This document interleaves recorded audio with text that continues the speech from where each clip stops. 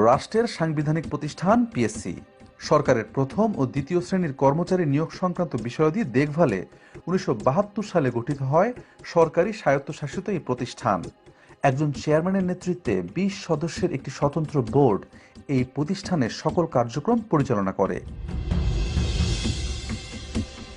সংবিধানে পিএসসি গঠনের উদ্দেশ্য সম্পর্কে বলা হয়েছে, এই প্রতিষ্ঠান প্রজাতন্ত্রের কাজে দক্ষ ও উপযুক্ত কর্মচারী নিয়োগের উদ্দেশ্যে যাচাই ও পরীক্ষা পরিচালনা করবে। তবে প্রতিষ্ঠার ৫২ বছর পর সাংবিধানিক এই দায়িত্ব পালনে পিএসসি কতটুকু সফল? রেলওয়ের কোশ্চেন যেহেতু ফাঁস হয়েছে এবং যার প্রমাণও আছে আমাদের কাছে। ৫ জুলাই রেলের উপসহকারী প্রকৌশলীর নিয়োগ পরীক্ষায় প্রশ্নপত্র ফাঁসের খবরে এই সংশয় আরও জোরালো হয়েছে। বিশেষ করে পিএসসির নিয়োগ পরীক্ষার নিচ্ছিদ্র নিরাপত্তা এখন প্রশ্নের মুখে।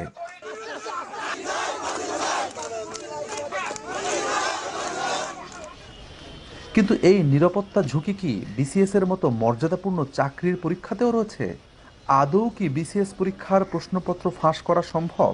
পাবলিক সার্ভিস কমিশনের যে রুমটাতে প্রশ্নপত্র প্রণয়ন থেকে শুরু করে প্রশ্নপত্র সংক্রান্ত ডিসকাশনটা করা হয়, মেম্বার ইচ্ছে করলে ঢুকতে পারে না। পাবলিক সার্ভিস কমিশন মেম্বার বা চেয়ারম্যান সাহেব ইচ্ছা করলেও ঢুকতে পারেন না, তাকে ঢুকতে হয় আরও একজনকে সাথে নিয়ে। এবং সেখানে যে ইয়েটা আছে, এখন সর্বোচ্চ যে আধুনিক যে পদ্ধতি আছে, যে ফান্স মেশিন মাধ্যমে এটা করে, এবং সেটা ২৪ ঘন্টায় সিসি ক্যামেরার আওতাধীন আছে, কে ঢুকতেছে কে বাইর হচ্ছে, এটা ইচ্ছা করলে তখন সাথে সাথে জানা যায়।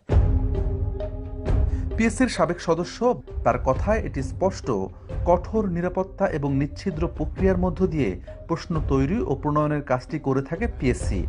যারা সাধারণত এক্সপার্ট, তাদের কাছ থেকে প্রশ্নটা আসার পরে সংশ্লিষ্ট পরীক্ষা কমিটির চেয়ারম্যান তার কমিটির মাধ্যমে এখানে প্রশ্নটাকে মডারেশন করে। মডারেশন হওয়ার পরে প্রশ্নপত্র তৈরি হয়ে ফাইনাল হয়ে ওই যে পাণ্ডুলিপির কথা বললাম, পাণ্ডুলিপি আকারে থাকে। পরবর্তীতে যখন পরীক্ষার ডেট নির্ধারিত হয়, তার কিছুদিন আগে প্রশ্নপত্র জন্য পাবলিক সার্ভিস কমিশনের মাধ্যমে বিজি প্রেসে পাঠানো হয়। পিএসসি থেকে প্রশ্নের চূড়ান্ত পাণ্ডুলিপি প্রেসে পাঠানোর পরে শুরু হয় ছাপার প্রক্রিয়া। আর এই কাজে পিএসসি ভরসা করে বাংলাদেশ গভর্নমেন্ট প্রেসের উপর, যেটি বিজি প্রেস নামে পরিচিত। তবে এই বিজি প্রেসের রয়েছে প্রশ্ন ফাঁসের ইতিহাস। পূর্বের ঘটনা প্রবাহে নজর দিলে এটি স্পষ্ট হয়। আলোচিত এই প্রেস ঘিরে নানা সময় প্রশ্ন ফাঁস ও অনিয়মের খবর গণমাধ্যমের শিরোনাম হয়েছে। বিসিএস এর প্রশ্ন এটা বিজি প্রেসের মাধ্যমে হয়। এরা বিজি প্রেসের একটা যে কাজ করে ওরা করে, যেমন বিজি প্রেসে ওরা ওদের সাথে বাইরের লিঙ্ক আছে, ওই লিঙ্কে ওরা করে।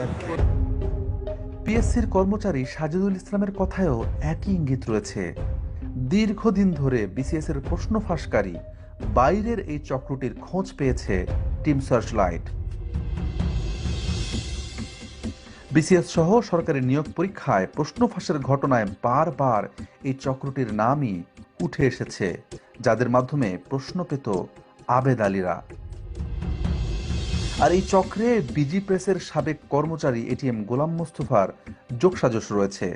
প্রশ্ন ফাঁসের ঘটনায় ১ যুগ আগে চাকরিচ্যুত হলেও তার চক্রটি যে এখনো সক্রিয়, ৪৬তম বিসিএস এ তার আলামত পেয়েছে টিম সার্চলাইট।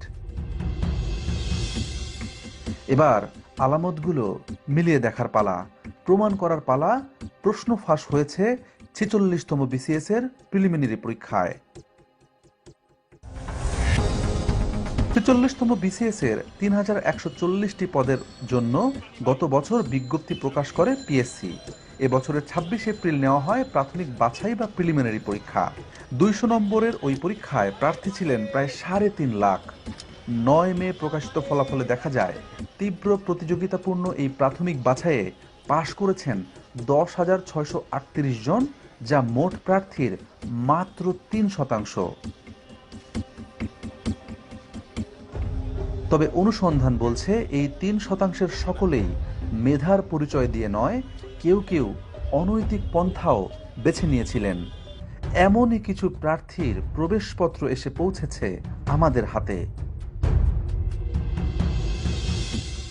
কিভাবে তারা এই জালিয়াতি করেছেন তা খতিয়ে দেখার আগে নজর দিতে হবে ৪৬তম বিসিএস প্রিলিমিনারি পরীক্ষার ফলাফলের প্রজ্ঞাপনে। মেলাতে হবে রেজিস্ট্রেশন নাম্বার। আমাদের হাতে থাকা 8টি প্রবেশপত্রের সবাই চান্স পেয়েছেন।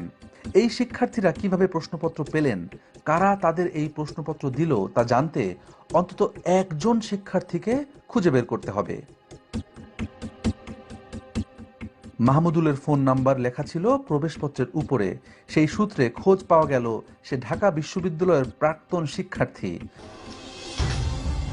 মাহমুদুলের ঠিকানা সহ আরও বিস্তারিত তথ্য পেতে যেতে হবে ঢাকা বিশ্ববিদ্যালয়ের ভর্তি অফিসে। অনেক খোঁজাখুঁজির পর পাওয়া গেল মাহমুদুলকে। মিলিয়ে দেখা হলো প্রবেশপত্রের সঙ্গে। ঢাকা বিশ্ববিদ্যালয়ের রাষ্ট্রবিজ্ঞান বিভাগের 13-14 সেশনের এই শিক্ষার্থীর বাড়ি নাটোর জেলায়। তবে বাংলাদেশ টেলিভিশনে ক্যামেরা পার্সন হিসেবে সম্প্রতি যোগ দিয়েছেন তিনি।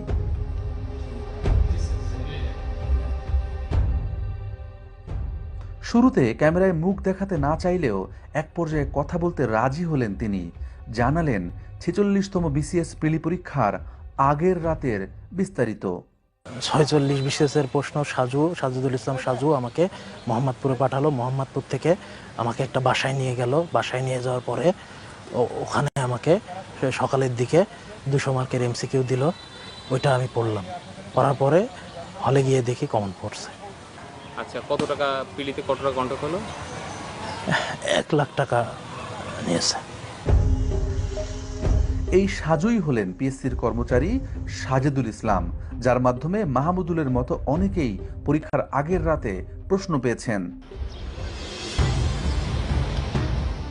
মাহমুদুলের বক্তব্যের সূত্র ধরে খুঁজে বের করি আরেক শিক্ষার্থী রুবেলকে। ঘটনার আকস্মিকতায় হতভম্ব রুবেল নিজের পরিচয় গোপন রাখতে বারবার অনুরোধ করছিলেন। স্যার, আপনি আমার এলাকার স্যার, একটু ভিডিওটা করেন না স্যার, তাহলে স্যার আপনি আমার এলাকার আমি স্যার আমার এরকম কোনো কিছু স্যার ভিডিও করেন না স্যার, আমার সব করেন স্যার। কিন্তু আমরা ওই রাতের বিস্তারিত তার মুখেই জানতে চাই। মাহমুদুল ভাইয়ের মাধ্যমে স্যার ওইখান থেকে আমাকে নিয়ে গেছে আইডিবির সামনে। তো আইডিবির থেকে ওরা আবার গাড়িতে করে মোহাম্মদপুর নিয়ে গেছে। তো মোহাম্মদপুর নিয়ে যাওয়ার পরে রাত 9টা-10টার দিকে আমাদের কাছে কোশ্চেন পাঠিয়ে দিয়েছে। তো ওরা লোকজন ছিল, ওই কোশ্চেন দিয়ে আমাদের সারা রাত সলভ করাইছে। তো তারপরে সকালে আমাদের ছেড়ে দিয়েছে। পরে বলে আমরা অ্যাডমিট কার্ড নিয়ে যার যার এক্সাম সেন্টারে চলে গেছি। পরে আমরা পরীক্ষার হলে ওই অ্যারাউন্ড 160-র মতো কোশ্চেন কমন পাইছি বিসিএস এ স্যার। তার মানে সবগুলো সেটের প্রশ্নই পড়ানো হয়েছিল শিক্ষার্থীদের, যাতে যে কোনো সেট থেকে প্রশ্ন এলে উত্তর দিতে পারেন তারা। কতগুলো কোশ্চেন পড়াইলো? 1000 প্লাস স্যার, 1100-1200 মতো স্যার। আমি সব যত যেগুলো সেট হয় সব সেটই পড়াইছি স্যার ওইখানে সেটমেট কিছু লেখা ছিল না স্যার। আচ্ছা, কি হাতে লেখা ছিল না? না, প্রিন্ট করাই ছিল, বাট ওইখানেও জাস্ট খালি কোশ্চেনগুলো ছিল, আর কোনো কিছু ছিল না। আমার সাথে 2 লাখ টাকা কন্ট্রাক্ট হয়েছিল, পরে আমাকে নিয়ে গেছিল। আমার ওই রুমে স্যার 8-9 জন স্যার। ওই বাসায় কতজন? ওই বাসায় স্যার 100 জনের মতো স্যার। চুক্তিবদ্ধ শিক্ষার্থীদের প্রশ্ন পড়ানোর একটি গোপন বুথেই খোঁজ মিলল শতাধিক শিক্ষার্থীর। সে রাতে এমন কত বুথ স্থাপন করেছিল চক্রটি, তার সঠিক সংখ্যা আমাদের অজানা। মাহমুদুল ও রুবেলের মতো আরও 6 শিক্ষার্থীর নাম পরিচয় নিশ্চিত হয়েছে টিম সার্চলাইট, যারা প্রশ্ন পেয়েছিলেন। শুধু কি প্রিলির প্রশ্নই ফাঁস হয়? প্রিলিমিনারির 4 সেট তারা পাইতো, লিখিতরও 4 সেটই তারা পাইতো। এবং পড়াশোনা সারা রাত পড়াশোনা করে সকালবেলা পরীক্ষা দিই। বিশেষ পরীক্ষার আগে, বিশেষ করে 33তম এবং 34তম বিশেষ পরীক্ষার আগে নোমান সিদ্দিকী ক্যান্ডিডেট জোগাড় করতেন। জোগাড় করে পরীক্ষার আগের রাতে একটি নির্দিষ্ট জায়গায় রাখতেন, মিরপুর 10 নম্বরে, যেটাকে বলতো বুথ। ওখানে সব ক্যান্ডিডেটকে জড়ো করে রাখতেন, 20-25 জনকে। রাত 1:30, 2টা কিংবা 3টার দিকে পিএসসির বহিষ্কৃত কর্মচারী খলিল এসে হাতে লেখা কাগজে প্রশ্ন দিয়ে যেতেন। আর সেই প্রশ্নগুলোই এই ক্যান্ডিডেটগুলো সারা রাত ধরে পড়াশোনা করে সকালবেলা পরীক্ষা দিত। মাহমুদুল ও রুবেলকেও আগামী অগাস্টে অনুষ্ঠিতব্য লিখিত পরীক্ষার প্রশ্ন সরবরাহের আশ্বাস দিয়েছিল চক্রটি। নজর দিতে হবে আসামিদের আদালতে দেওয়া জবানবন্দিতে। সেখানে 33তম বিসিএস এর প্রিলি এবং রিটেন পরীক্ষায় প্রশ্ন ফাঁসের মাধ্যমে বেশ কয়েকজনকে ক্যাডার বানানোর কথা স্বীকার করেছে চক্রটি। বিসিএস ছাড়াও আমাদের অনুসন্ধানে সহকারী রাজস্ব কর্মকর্তা, অডিটর, সহকারী থানা শিক্ষা কর্মকর্তা, সিনিয়র স্টাফ নার্স, পল্লী সঞ্চয় ব্যাংক, পররাষ্ট্র মন্ত্রণালয়ের সাইফার কর্মকর্তা, জুনিয়র ইন্সট্রাক্টর সহ 30টি নিয়োগ পরীক্ষায় প্রশ্ন ফাঁসের প্রমাণ মিলেছে। বিসিএস সহ বিভিন্ন পরীক্ষার প্রশ্নপত্র ফাঁস নিয়ে পিএসসির চেয়ারম্যানের মুখোমুখি আমরা। এবং প্রশ্ন পরীক্ষার পর আমরা মিলিয়ে দেখেছি, এটা হুবহু মিলে যায় আপনার প্রশ্নের সাথে। এই বিষয়ে এখনো মন্তব্য করার সময় আসেনি। আমার যদি আগে পেতাম আমরা, তাহলে আমরা পরীক্ষাটা সত্য বা মিথ্যা সেটা পরে পরীক্ষাটা বন্ধ করতে পারতাম।